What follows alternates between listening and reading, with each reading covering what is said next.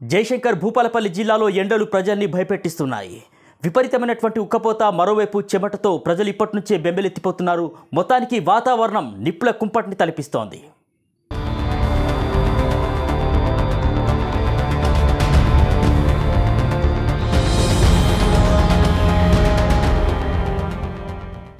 జిల్లాలో వారం రోజులుగా రోజురోజుకు ఉష్ణోగ్రతలు పెరుగుతూనే ఉన్నాయి. తాజాగా తెలుగు రాష్ట్రాలకు వడగాల్పుల హెచ్చరిక చేసింది వాతావరణ శాఖ. రానున్న 3 రోజుల్లో ఉష్ణోగ్రతలు మరింత పెరిగే అవకాశం ఉన్నట్లు హెచ్చరించింది. ఈ మేరకు తెలంగాణలో 16 జిల్లాలకు యెల్లో అలర్ట్ జారీ చేసింది.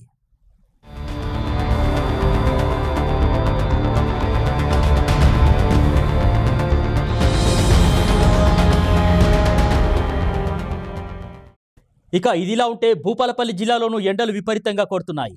ఏప్రిల్ నెల నుంచి ఉష్ణోగ్రతలు మరింత పెరిగే అవకాశం ఉండడంతో ఎండ తీవ్రత దృష్ట్యా ప్రజలు అప్రమత్తంగా ఉండాలంటూ వైద్యులు సూచిస్తున్నారు. ఎండల తీవ్రత దృష్ట్యా ప్రజలు ఎక్కువగా బయటకు రాకుండా ఉండాలని, తప్పనిసరిగా బయటకు వెళ్లాల్సి వస్తే ఉదయం సాయంత్రం వేళల్లో వెళ్లాలని సూచిస్తున్నారు. అదేవిధంగా మధ్యాహ్నం వేళ వెళ్లాల్సి వస్తే గొడుగులు లాంటివి ఉపయోగించాలని చెప్తున్నారు. నీటి బాటిళ్లను వెంట ఉంచుకొని తరచూ తాగుతుండాలని వైద్యులు తెలిపారు. ఎండాకాలంలో ద్రవ పదార్థాలను ఎక్కువగా తీసుకోవాలన్నారు. జ్వరం, ఆందోళన, ఊపిరాడకపోవడం లాంటి లక్షణాలు కనిపిస్తే వెంటనే వైద్యుల్ని సంప్రదించాలని సూచిస్తున్నారు.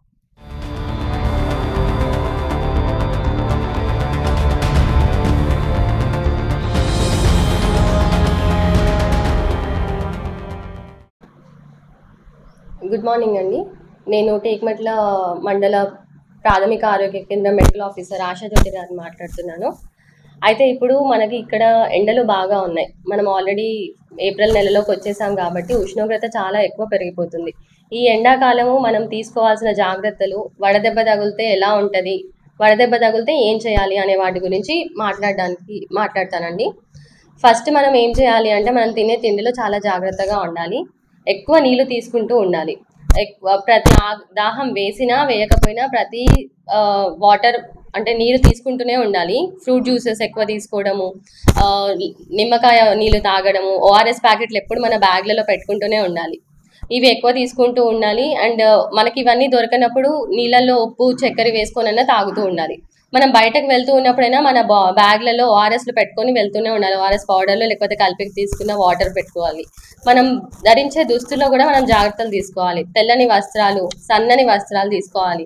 అండ్ బయటకు వెళ్తున్నప్పుడు తలని కవర్ చేసుకోవాలంటే తల గుడ్డతో కానీ స్కార్ఫ్తో కానీ డైరెక్ట్గా సూర్యకిరణాలు మన నెత్తి మీద పడకుండా కవర్ చేసుకొని బయటకు వెళ్ళాలి. అండ్ బయటకు వెళ్ళే సమయాలు కూడా మనం చల్లని టైంలలో వెళ్తేనే మంచిది. 12 నుంచి 3 గంటల మధ్యలో మనం అసలు బయటికి వెళ్ళకపోవడమే మన ఆరోగ్యానికి మంచిది.